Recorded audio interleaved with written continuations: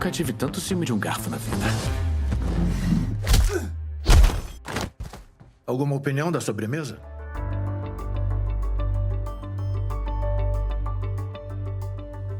So, first of all, congratulations on season 1 and season 2. They were awesome. I loved it. Thank you. But I mean to ask you, when you guys started shooting, were you expecting, I mean, obviously you hope for the best, were you expecting that you guys would come up as a big hit going into season 3? No, I mean, I think the amount of stress that I go through waiting for the season to come out, hoping that people show up and enjoy it, you know, because we work so hard at this. It's such a physically demanding role. Like, we leave it all on the table. I walk away from every season a little bit broken, a kind of a shell of myself, and I'm like, God, I hope people watch this. And to know that people continue to show up and enjoy the show is thrilling. You know, I mean, I don't think I've ever loved a character or bringing to life story as much as I have Reacher.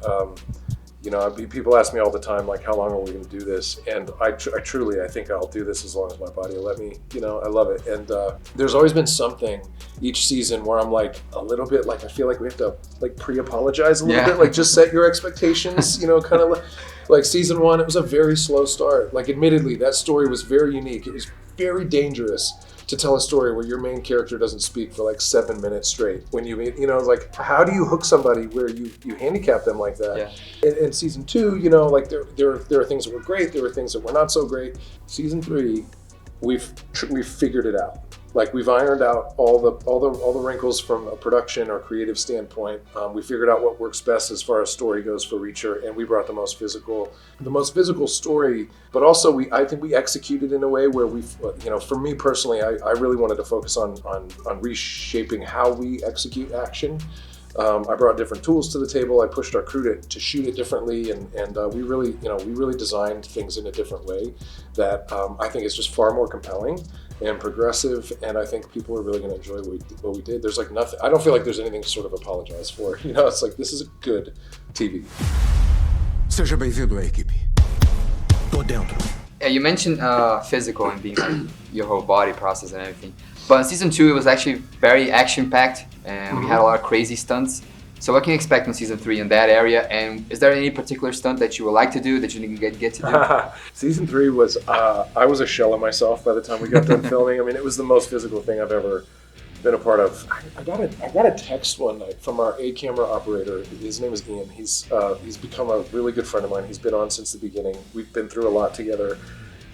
If I'm there experiencing something in like the muddy, rainy, snowy, whatever, he's right there with me. And he's like one of the closest people to me on set. And I remember the last night that we filmed a fight.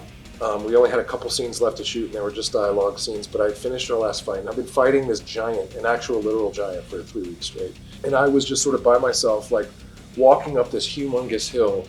And he said he was walking behind me that night. The next day he texted me, and he was like, man, just seeing you walk up the hill after what you'd gone through, I really appreciate like what you bring to the show. And it was like really a sweet, touching thing. You know, you could just tell I was like really hurt, and you know, like I wasn't feeling great, you know, and he was like, I really appreciate what you brought this year. And it was just like it was really touching, because, you know, I think people take for granted like what the toll it actually takes on the body or the mind. It really does take a toll. And so, you know, at the end of the day, you do it hoping that the audience has a really, really fun time watching this, and that they get their money's worth when they show up. And I think we felt like we left it all on the table, and but I hope people feel the same way after seeing the show this year.